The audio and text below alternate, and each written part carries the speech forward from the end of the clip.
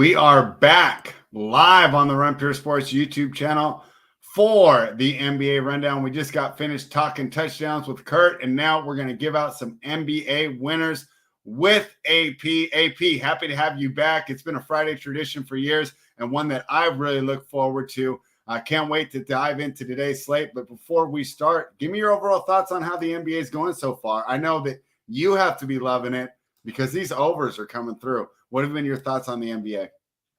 Yeah, I mean, the NBA has been a ton of fun. I mean, I always like this time of year. I think it gives us a nice advantage. People that are studying rotations can adjust when late news hits, and that's been the case already quite often this season. So, no, I'm loving it, man. I'm feeling very good about my process and my results so far. Yeah, and we're feeling good too. Of course, we've been using the heat map, following the course, and I don't think there's any company that's hotter in these NBA DFS streets than Run Pure right now. It's almost like we're getting numb to the screenshots, right, AP? It just feels like routine to see the screenshots in the Discord, on the Twitter timeline. But I'll tell you what, it couldn't make me happier. Tyler, I already know how you're doing, but we just got done talking some touchdowns, but we had some fun in the NBA last night.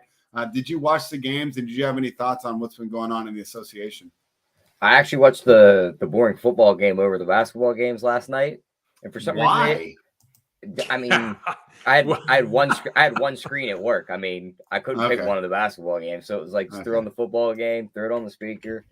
But I mean, why did they play all 4 games early? Like, they could have put one of those games on late, catch the end of it after the football game. But as someone who's getting older, I like that. I'm not gonna lie.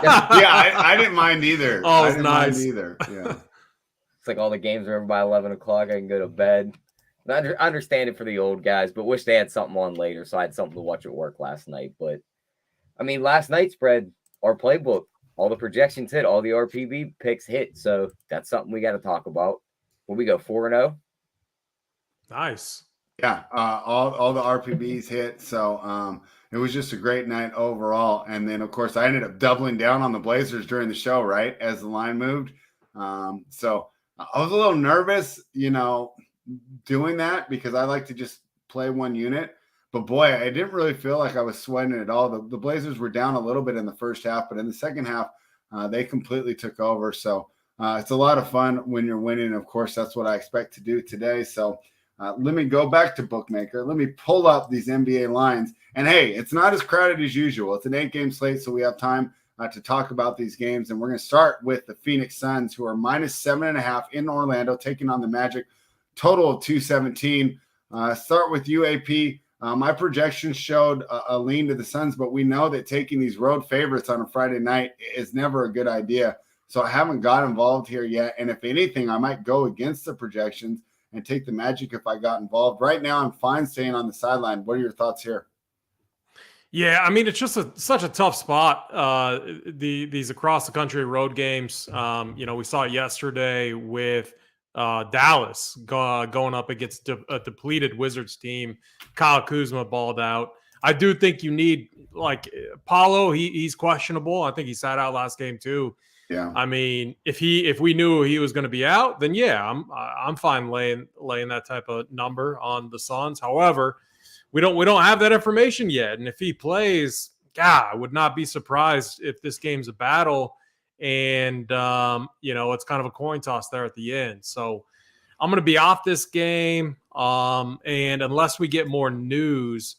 So this is actually, from a DFS standpoint, really important news to monitor, and we'll get Paolo if he's out, and then Chris Paul if he's out. So if Chris Paul is out, Campaign gets a massive bump. We saw that last game, played 35 minutes against Timberwolves, put up 46 DK points. This dude he was balling. He put up the peripherals. I like how his game is, man. I almost think, I mean, what do you guys think about Chris Paul playing off the bench, starting, like, go with the lineup where you're starting Campaign, Devin Booker? I mean, how about that? Do you think this team would be any better, or you don't mess around with it? Because I guess the Suns are already playing, the record and everything is already pretty good to start the season. Yeah, I wonder. It seems like a lot of these players really want to be in that starting introductions, right? It almost felt like Russ the same deal. It felt like a lot.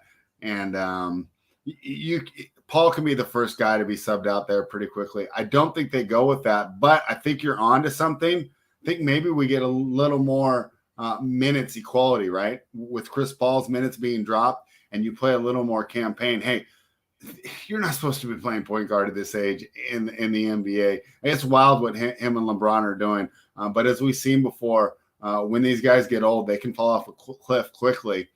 Fortunately for the Suns, Devin Booker and the strength of the system with Monty Williams, they're able to overcome his decline. And I think that he still adds a lot to the team leadership-wise. Tyler, talk to me about the Magic and the Suns, and what do you think of AP's idea that maybe campaign should be the starter on the Phoenix Suns? I mean, I don't hate it for regular season ideas. Like, it could work. You kind of save Paul's legs too. But come playoff time, regardless of who's starting point coming off the bench, that's going to be a weak point on this team. Their point guards are going to get mauled in the playoffs. Like the old guy, you put campaign on the floor, he can't play any defense. So regular season, I like the idea. Down the stretch, I don't think you play campaign much of even at all. So, but as for tonight, and 7.5 does seem like a lot with all the injury reports. I don't think Paul plays again. I think there's a good chance you see Paulo in. Probably just to stay away from me. If he's in, though, I kind of do like the over. I think you see a good bit of points here on both sides. 217 seems low.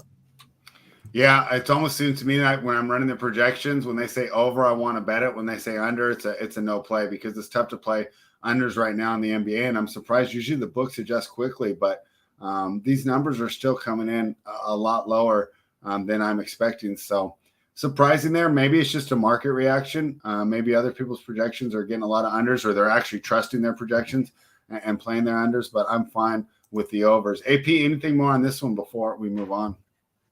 No, I mean, the more I think about it, if we think Paul sits, I actually do like the Orlando side. These teams traveling, I don't know. It's just you're going to see the Magic play up. We saw that when they played. Who was it? Like the Warriors? I forget who they played.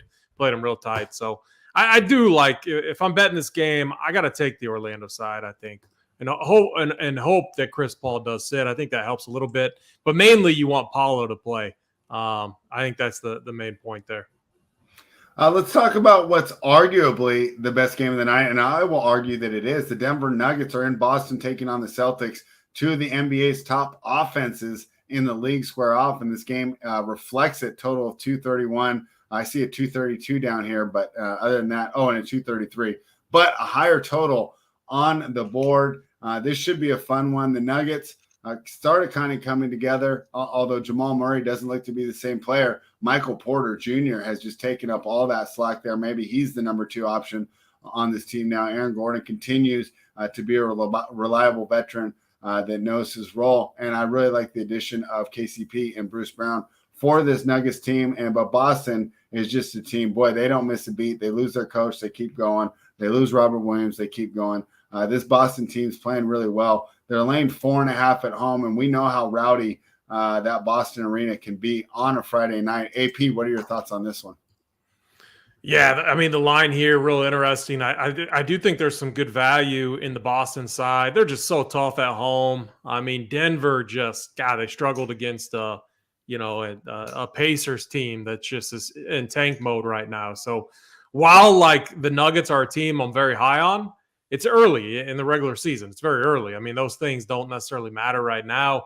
So yeah, I think Boston gets a big win here. Maybe a slight lean towards the over. I think we see a lot of offense. Yeah, DFS wise, it's tougher. Like, here's the rules with Boston: it's Tatum or Brown. Like, you don't play both together.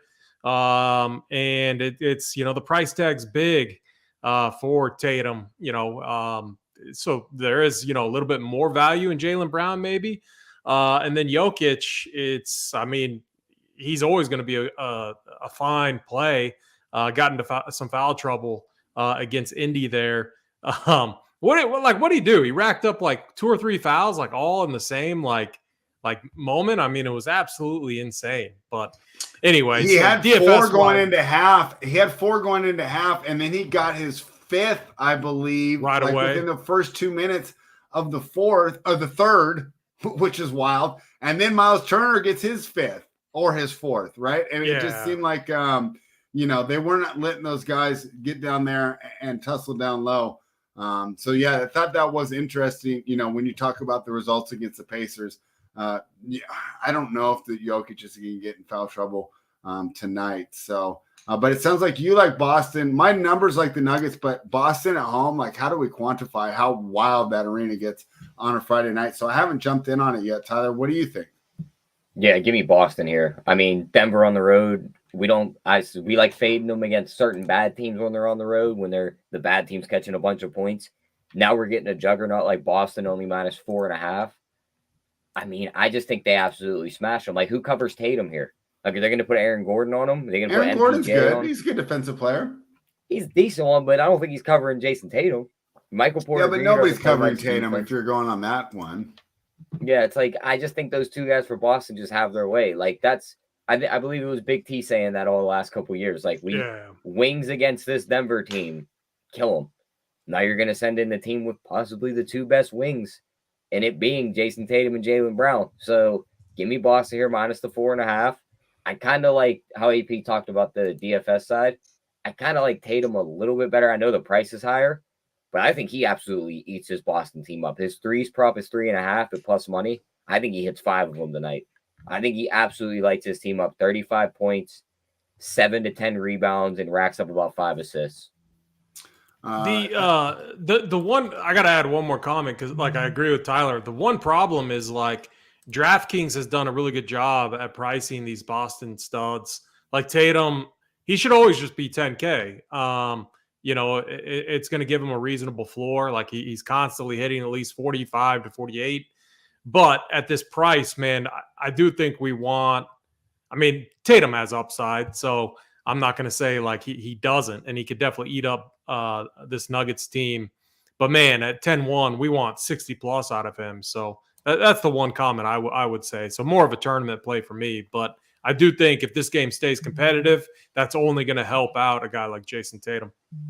Another guy I wanted to ask you about, Marcus Smart, 5'9", no Brogdon. He probably sees more minutes. He's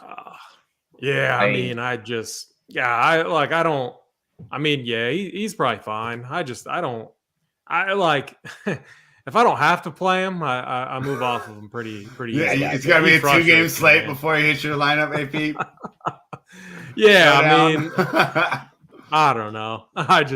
He's definitely in play. I don't know where. There's a lot of injury news on this slate too. So it'll be in my pool, but if I'm able to play someone else over him, then that's what I'm going to do. Tyler, you said who stops Tatum. Robert's asking you who stops Jokic. Himself, because the dude just doesn't shoot the ball until halftime anymore.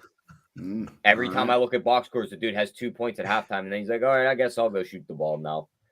Yeah, he's on that old Jordan. Jordan used to do that too. I think the other thing too is I got spoiled with the last 2 years of him just being absolutely by himself, and the dude had to do everything, and now he just kind of lurks in the background for a little bit, does everything but score until he is absolutely needed to. So he should have his way tonight, but again, I just don't like the fact that he just doesn't. He should be out there putting up these stat lines, like regardless, every night. Sometimes he just falls in these little soft spots where he's like, I'll just play like this today. And it wouldn't surprise me if he just does that here. And if they get blown out, he's definitely going to pack it in. That's another thing. All right, AP, 2 of the highest scoring teams in the league. Projections have this barely going over. To me, it's over or pass. Do we target this one as an over, or did they price it too high at 231? I think the over is the sharp bet here, just because when you think of the old Boston team, not even old, but like more so last year, just how good defensively they were and still are. It's a different time in the season. Like you'll start to see them clamp down towards the latter half of the season, going into the playoffs. You just don't see that right now, which is indicative of a lot of these games going over. So if I had to bet the total here, I'd definitely lean the overs. But this isn't one of your favorite overs on the board, right? Because we are going to get an over. I think it's a good number. Right? I think it's a good number that's going to get people sucked into maybe looking at the under here. But yeah, if I had to bet it, it would be over. All right, I got Chief Drips going against the panels. He's going to take the Nuggets to win today. He says Celtics don't have bigs. Michael Porter Jr. will be the MVP. All right, love to see those hot takes in the chat. We'd love to have you guys in the chat and to keep having this lively, great chat. You know, we got to hit that thumbs up button, subscribe to the channel, share it, retweet it, do whatever you can because, hey, right, this happened to us yesterday, Tyler, right? We missed something. The chat corrects us, and we're able to make the show even better. So, we're here every day, Monday through Friday, trying to bring you the winners, and we've been doing a great job so far. I expect that to continue. All we ask for in return is to hit that thumbs up button. The Detroit Pistons are plus 8.5 in New York, taking on your Knicks. Tyler, we'll start with you. This is your favorite team. I love Jalen Brunson in this matchup tonight.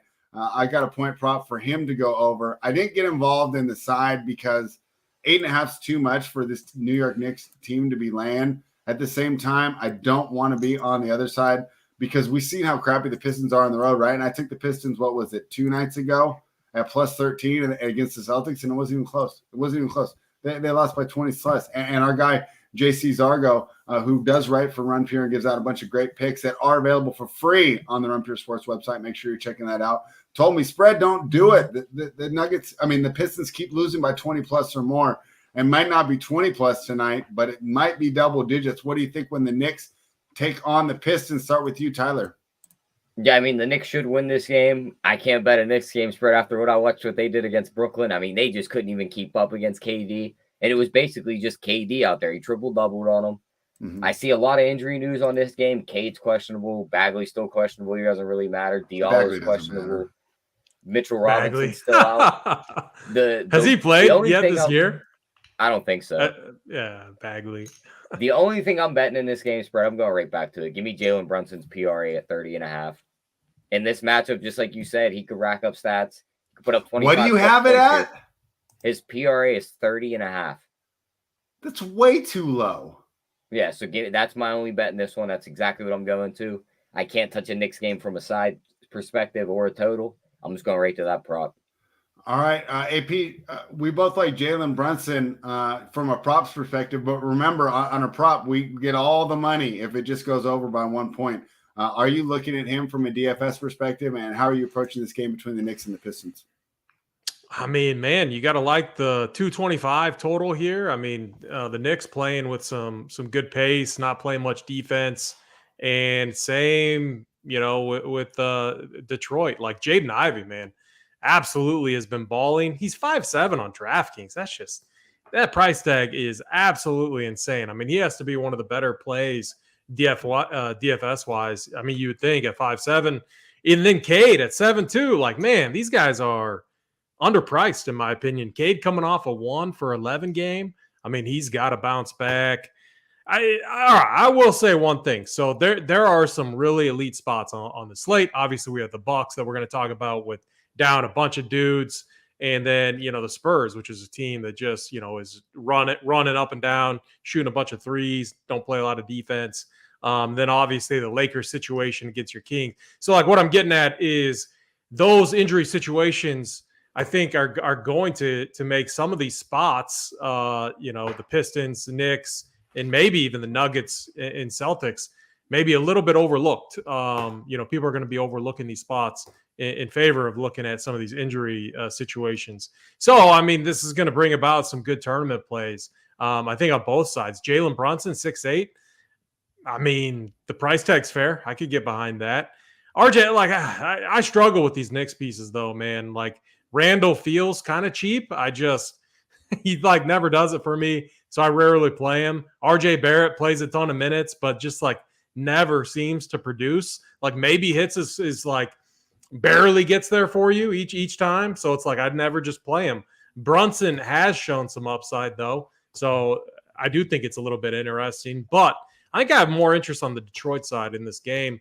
And man, I'm not messing with this game betting wise. I mean, just complete stay away from me. The other way, I love that Ivy call on the DFS side. Yeah, I mean, he's 5'7". That's like crazy. The price and the extra motivation of all the rumors when this kid was about to get drafted last year that the Knicks were trading up to take the Kings pick to take him. He heard it all offseason, all leading up to the draft, and they didn't even budge. So He put 17 and 9 on him last game.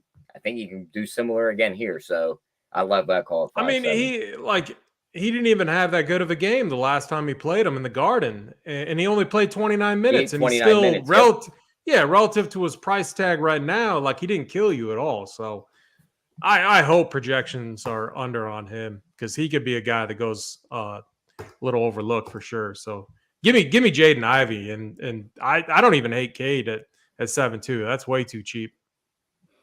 Hey, Tyler, our guy Make It Happen. He's got a great idea for me. It's time for me to use these unfair, slanderous allegations to my advantage. He says, hit that thumbs up, people, or you're going to end up in a Northern Cali wooded area. Hey, whatever it takes, right? I don't want to get more hurtful messages from Hoop. So hit that thumbs up. We're breaking down the whole slate for you here every day, Monday through Friday. And, of course, wouldn't be an NBA rundown without the chat taking shots at me, trying to hurt my feelings, bringing back bad memories, right? I mean, this is like I always forget about my that. girl was cheating on me. West Coast, right? The best. Did they really take Bagley over Luka? Oh god, they did it like 3 different times. I think they took Thomas Robinson over Clay. Yeah, and then everyone was trying to pencil in last year. Jimmer over Dame or something terrible. Yeah, it was Jimmer over somebody, and then everyone's trying to say Keegan Murray over Jaden Ivey, but I think they're both going to be good. I think Keegan's going to be pretty good. I'm actually pretty happy with that, especially the way he fits. And we, the people, we agree with you. Take Brunson, move on.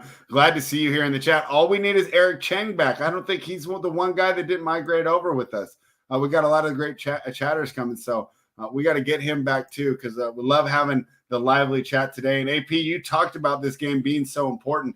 The Milwaukee Bucks are once again missing their 2 best players, and they're taking on the San Antonio Spurs, who didn't get the memo that they're tanking this year. So far, they've been a competitive, feisty team. The Spurs are favored against a team that's 10-1. Of course, they are at home. And, of course, it's because Chris Middleton's still out, Jrue Holiday's out, Pat Connaughton's out. I don't know if that matters for betting, but it does for daily fantasy. And Giannis out again. Hey, the Bucks said, hey, we started too hot, right? We can't stay hot this year for too long. Let's get these guys some rest right now, and why not? NBA's best record at 10-1. What do you think, AP? Can the Bucks reserves get it done against the Spurs? And then tell us how to approach this from DFS. I know Javon Carter broke the slate last time. Do we go back, or is that going to be bad chalk tonight?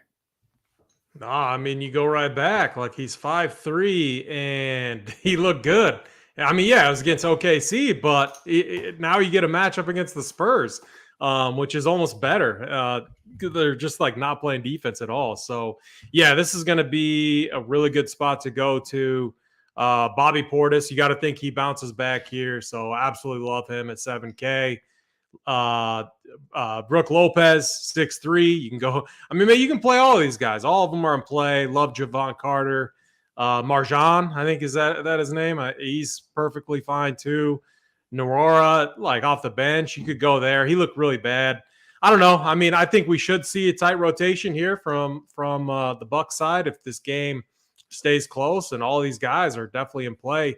And then from the Spurs side, a lot riskier too. You never know what's up with Pop in these rotations, but you got to think any chance to steal a win from a team like the Bucks, you got to think that their best players are going to see minutes. So Keldon Johnson, Devin Vassell, I would have interest in those guys. And I think you could stack it up. You could full stack this game up, which was obviously the key the other night, or double OT game. So you can't expect that type of stuff to happen. But you could definitely stack this game up, pieces from both sides, and it's going to give you a nice floor. Because I do think it's reasonable to expect, a solid, a pretty straightforward rotation from the Bucks side. Last season when Giannis missed games, Bobby Portis was our guy, and he snowflaked, right? He was one of the few guys on that Bucks lineup that did not get you there when everybody missed on that last slate. I want to go back to Portis, and I'm hoping that the poor performance last time makes him a little less owned. What do you think of that idea, IP? He's not going to be lower owned. Everyone's going to love him. Like, it's the projections and stuff. I mean, if anything, like if you want to get different, you go with Brook Lopez. He's always lower owned than Portis. But I think you can play them both too. Like I think it's such a good spot. You could even play Grayson Allen. All these guys are in play.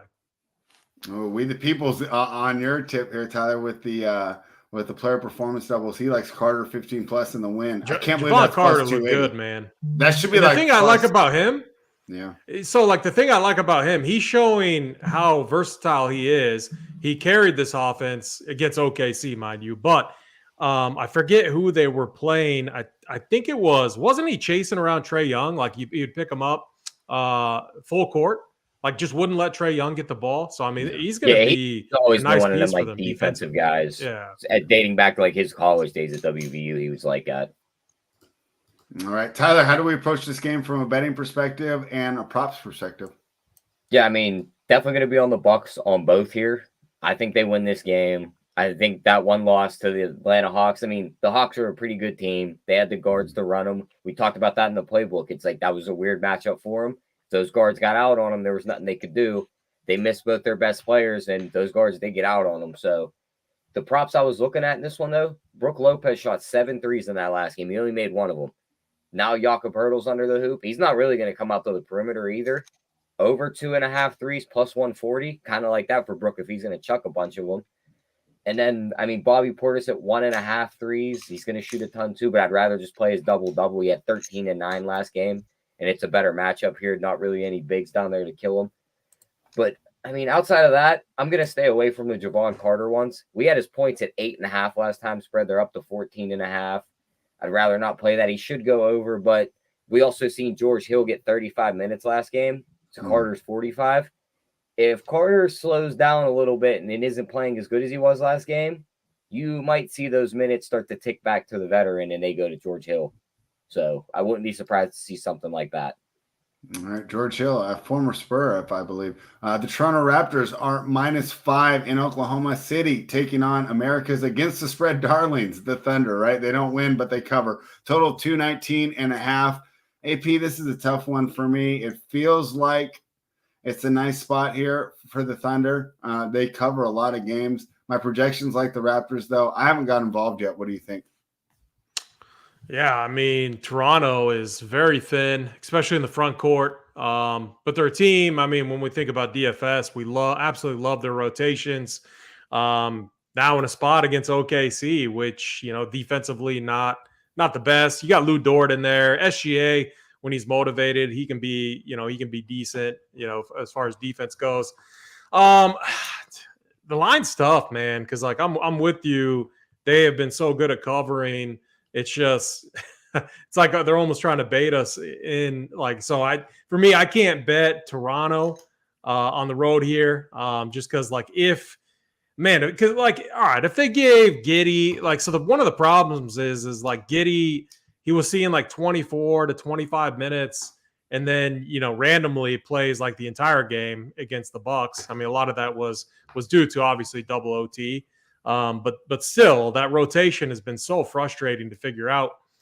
So yeah, I mean, if they play all their starters, I could see them like covering, maybe even stealing a win here against Toronto. I don't want to bet on the uncertainty there, not knowing what they're going to do rotation wise. So from a DFS standpoint, we can go to the Toronto side easily. Fred VanVleet going to be an elite play. Gary Trent, I think he's fine. OG and Scotty Barnes, that's going to be the primary rotation. And then it's going to be a guessing game what they do with the front court. They got Koloko, they got Boucher, Thad Young, they got Wancho. Like, who knows? But it's just that's going to be the uncertain part of this rotation. I wanted to jump in there real quick. They might, like, looking at how these teams are built too, with the banged up front court for Toronto. OKC really doesn't play big. I think this is a Scotty Barnes smash spot. I think they could play him from any position from 1 to 5 tonight. If you want to play small ball, you could put him at the small ball 5. If you want to run big, you can make him run the point. I think he's out there most of the game. I think he doubles too. I think he might even close it on a triple-double in this matchup. Like, there is no wing on OKC to stop him. Dort's too short. Dort's probably also going to be on Fred VanVleet. I think Barnes absolutely nukes his team tonight. That's a good call because no one's going to play him in DFS. He's 8K. The projection isn't that strong on him, so you're going to be on an island if you play him. I like that call. Yeah, I think Shea's been on fire too. Shea's been on fire too. Gilgeous-Alexander, 9-2 though. Seems like we have the value though to get him in the lineup. Is he someone you're targeting as a spend up, or do you think there's better spend up options? I don't know about you guys. I hate playing guys against this Toronto team. They got so much just length, and it's on poor guys. On the props, they lowered him. Usually the props were pretty correlated to what the person averages on the season. Shea's averaging 31 this season. His prop was 27.5. So the bookmakers agree with you there, AP. Yeah, so I think he's in play, but he's not like a first man in, to my lineups type of thing. And I'd be surprised if you're landing on someone at 9,200. Okay, there we have it there. The Minnesota Timberwolves are +4 going against the Memphis Grizzlies, total of 233.5. Tyler, this Timberwolves team is a mess. They're playing 4-on-5. D'Angelo Russell is shooting free throws like he's Shaq. Gobert hasn't necessarily fit in right away. And one thing that I think that we underrated in our offseason previews is how much they missed just those rotation pieces like Malik Beasley and Jared Vanderbilt, who got shipped off to add Gobert. This team is not right now. Not saying they can't get right, but I'm happy going against them in their current iteration. Tyler, start with you. What are your thoughts when the Grizzlies are at home against the Timberwolves? Yeah, give me the Grizzlies. I mean, I think our guy Mangone's tweet said it best. Just continue to bet against this Timberwolves team. They're a train wreck right now. It's just free money. So till they get right spread, I think we just keep fading them. You're getting them at -4 here. Memphis at home has been a tank. Desmond Bane should have his way with this team from 3. I'm going to lean more towards him than Ja here because there's a ton of bodies in the paint tonight. Ja has to get to the hoop to score those points. There might be some navigating he had to do amongst Cat, amongst Steven Adams, amongst Rudy Gobert. Just so many bodies down there he has to navigate around. I don't think he might be more of a passer tonight. Bane's going to light it up from the 3 line. His over 3.5 threes, I like that. His points are at 21.5, like that also. And I mean, even if we could find a performance double on him, maybe for some threes, it's probably going to be set at 5. But I think he's definitely good to hit 5 threes here in this matchup.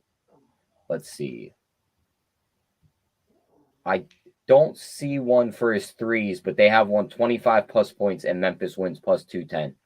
I like that a lot. Oh, no, here it is. 5+ threes, Memphis wins +330. I think he could easily hit 5 threes against this defense Minnesota is playing. And I think Memphis wins the game. The +330, I'd rather take that than the -4. But I do like the -4 here also.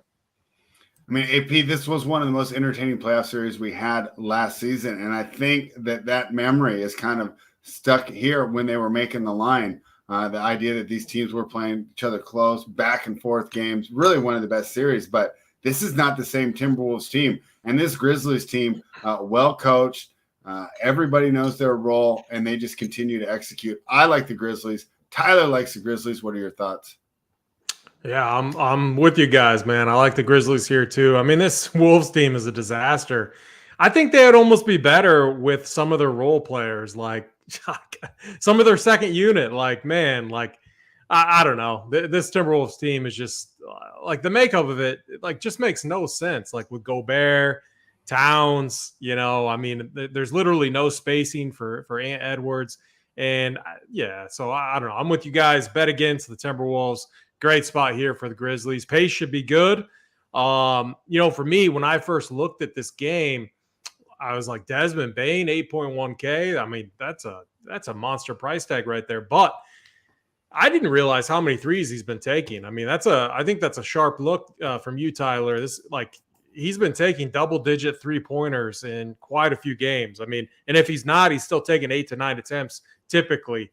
I don't think he's taken less than that since the start of the season. So I like that call. I like Desmond Bane here. I think he's a good play. And one of the reasons why he's fine is because you can play him at the shooting guard position. You can play him at the small forward position. So you get some flexibility there. And then, I think you can go to John Morant too. 10K, that's going to keep his ownership down a little bit. And he's shown some nice upside. I like him in these pace-up spots. I do think, though, why Bane over Morant is probably the better play is because that lane's going to be clogged up a little bit. And, I like playing Morant when he's going against a team that has no rim protection. And that is something that, the Timberwolves do have, rim protection, but it's going to leave a lot of wide open threes for Desmond Bane. So, Tyler, I'm with you, man. I'm with you on that bet. What were the odds that you were getting on that? We were getting plus 330 on that. Bane to hit 5 threes, Memphis money line. It's on FanDuel. Right. I like that. And then you brought up John Moran at 10-1. Just say you got your last spot in the lineup, utility, you got 10-1 left. You taking him or Tatum? I think you got to take Tatum.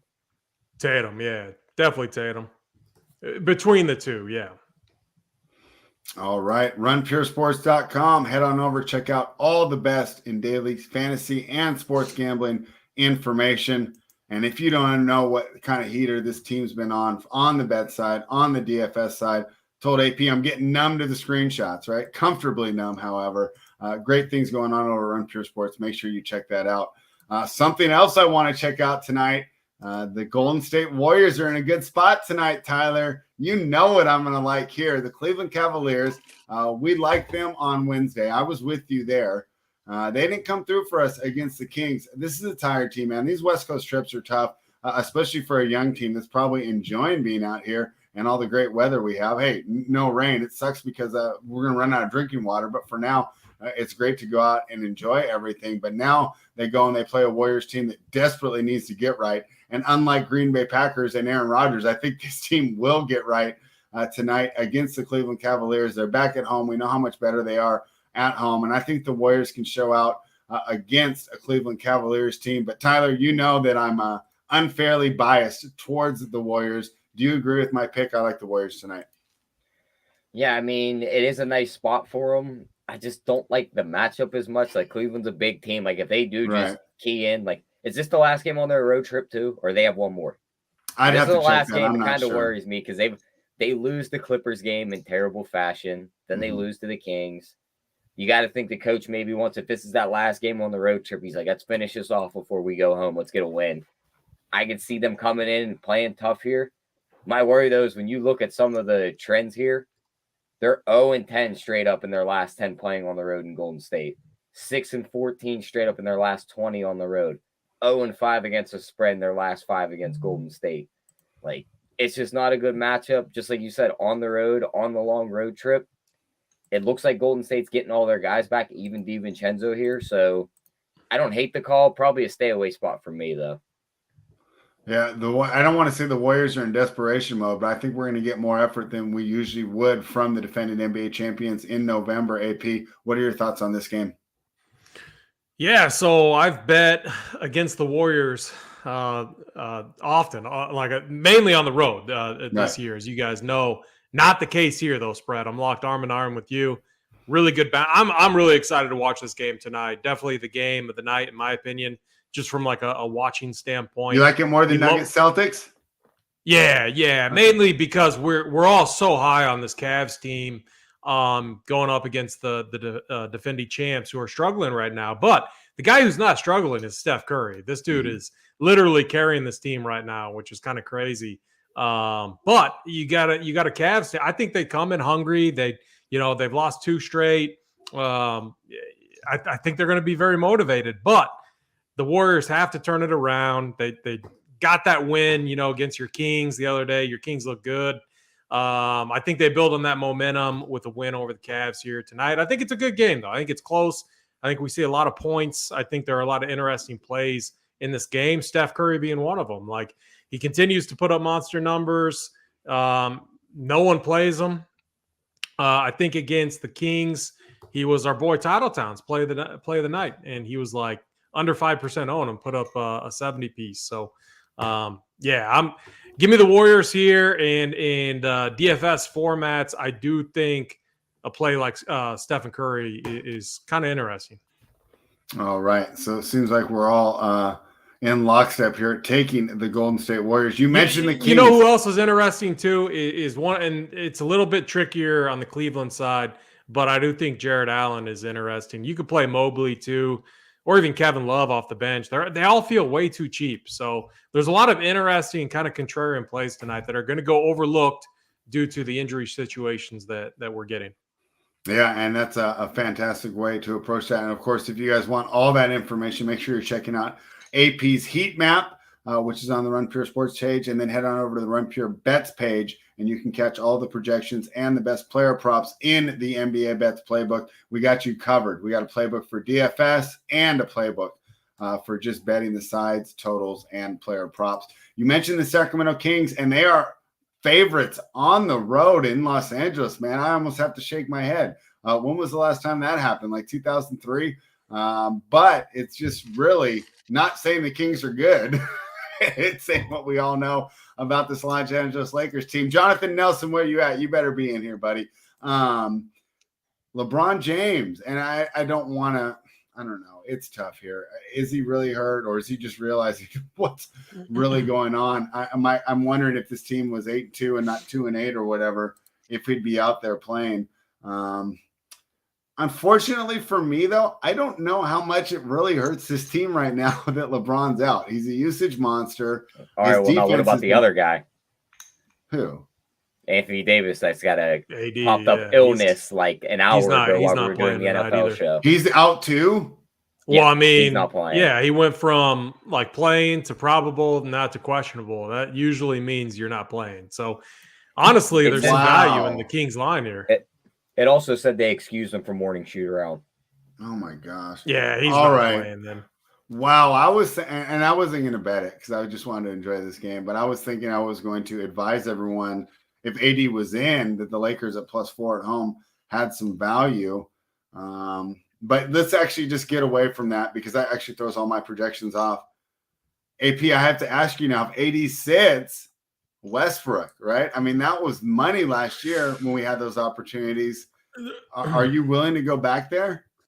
I mean, the problem is he's still coming off the bench, and the one risk is if they get blown out, he's getting pulled early. Like he only saw 24 minutes against the Jazz. So and they got blown out by the Jazz too. So if the game blows out, and he's going to be popular, man, he has to be. Like he's going to get some ownership. Are the Kings capable of blowing anyone out though? While those two got rolled, while LeBron got rolled out, Davis got downgraded to questionable. Lonnie Walker got upgraded to probable. He might be a guy here that gets all the usage, so I'd keep an eye on him. Yeah, I like that. So I think you can play like Wenyen Gabriel, I think is going to be fine. You could play Lonnie Walker. And then, Russ, to be honest, like when he's in there, if they can keep, like, here's the thing. If they can keep it, let's just talk through this game like AD is going to be out and we know LeBron's out. In that scenario, they're still wanting to bring Russ off the bench for some reason, which actually, gives me some interest here in like a full game stack. Just when you think about if the Lakers can keep this game close, what you're going to get is Lonnie Walker. He's going to get a lot of that usage, Tyler, like you talked about in that starting lineup. And then you got Wenyen Gabriel, who's 3-3. And then on the others, and then you got Russ coming off the bench. If they keep it close, he's going to get starter like minutes, but you need the game to stay close.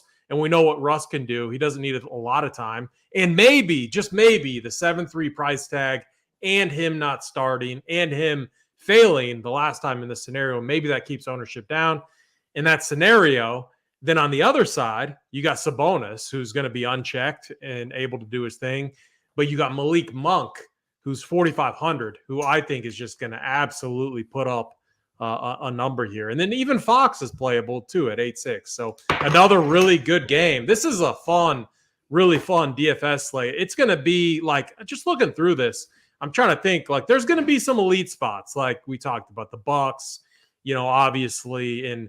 But with those prices being adjusted, I might play around with just like under projecting some of those chalk spots and then over projecting some of these other spots that we've talked about that are going to go overlooked. So it's going to be a really fun DFS slate tonight. I mean, it's a tough time in Tinseltown when Jonathan Nelson's taking the Kings.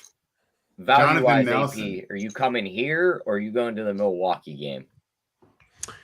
Yeah, I mean, the Milwaukee guys are priced up, so if you're talking about true cheap values, I would be looking here depending on what the Lakers do. And there's going to be some value in waiting for the news. I mean, if we saw it last night on a 4-game slate, those Portland guys, we didn't have that news. And it was such an interesting slate to where, like, you didn't have to wait that long, but there was no places to pivot.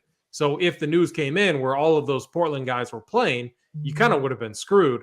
But it came out that all of them were sitting, and they had to run a really tight rotation, and they were all like very low owned. It was crazy, and whoever stacked them up actually like they ran into some bad luck there because like I think that fourth quarter was a brutal one for anyone that had the Blazers guys. But going to be a similar case here with this being a 10:30 Eastern Island game, and we probably won't get like starter news and stuff anytime soon.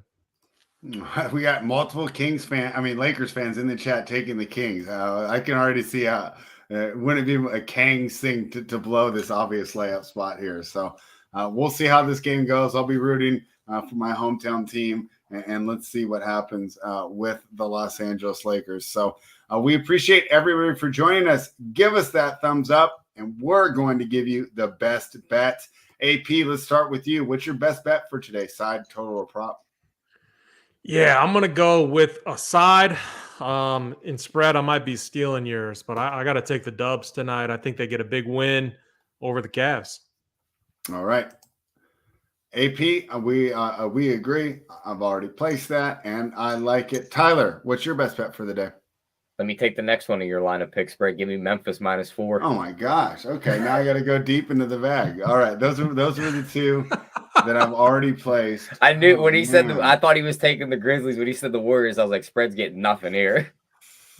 Oh man. Okay. Well, all right, Tyler. Do you want to take a side? I'll take a prop then. Give me that Jalen Brunson PRA over. That's what I'm going to take. You want to take my sides? I'll take your props. I'm going to take your props, Tyler. So my other one spread, it's dependent on news. We need Paulo to play, but I like the Magic side, but that's dependent on Paulo playing. Okay. And that's fine. Yeah. Give them a little bonus information there. Hey, it's been so much fun being a part of Run Pure Sports as of late, AP. The screenshots keep coming in. On the bet side, we're just cashing tickets on the sheet. JJ's been doing great. Joey absolutely crushed baseball, and Tyler and I are off to a great start in the NBA. But let people know what's going on here at runpuresports.com for the weekend. Yeah, I mean, these weekends are just jam-packed. We got another good NFL slate. We got NBA each and every day. That's one of the differences. Like on Sundays, the NFL obviously dominates Sundays. We're still doing NBA content. We still got the playbook up. We still got the heat maps going, the core plays, all of that. And honestly, like my best ROI days, I went back and looked, are the weekends. So I wonder if it has, like, I just wonder because a lot of the top players like take Sundays off for NBA and Saturdays too. So you wonder if that plays into it. So if you've been struggling on a Sunday, come into the Discord over at Run Pure Sports. We'll be dialing in the winners. All right, Tyler, let's give him a bonus. Our guy winning team wants to know what's your thought on Brooks threes tonight. I'm assuming that's Dylan Brooks. I mean, I don't hate that call. I'd rather bet Bane instead on that team because Dylan Brooks is just that guy. Sucks. Yeah, I can't bet on him. Yeah, okay. AP some of the best. The dude sucks. He's defense, and every once in a while, the dude, you blink at the box score, and it's like, how the hell does this dude get to 30 points? All right. And you know what? I would probably get a mad message from Travis Mangone if I didn't mention that tonight is also the Malik Monk revenge game. So let's see how he does against his old team. So there you have it.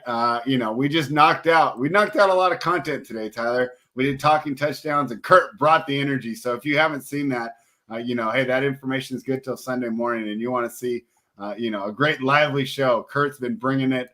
Bringing the winners as well as the energy. So check that out. And, of course, we're here Monday through Friday on the NBA Rundown. AP, we appreciate you for joining us, always giving us good info. Do you have any words of wisdom before we sign off? Yeah, I mean, make sure you're able to follow the news. It's going to be kind of a wild slate. So, I mean, it's just make sure you're able to be in the Discord. Things get updated all through the slate. So it's going to be a fun slate though. I feel good about this one. I was going to just run one lineup, but I think it's going to be like a 3 lineup type of night for me. And I say that just because just like when I go 3 lineups, it's one where I'm kind of eating the obvious spots like the Bucks and, obviously Lakers or whatever. But then my other 2, I can get different. I can play some of these spots that we were talking about, like Denver, Boston. Should be a good environment. Pistons, Knicks, etc. And you can easily get different. All right, there you have it, the words of wisdom. And of course, check out runpuresports.com. Bet the best bets that we've given out here on the show. Give us that thumbs up and run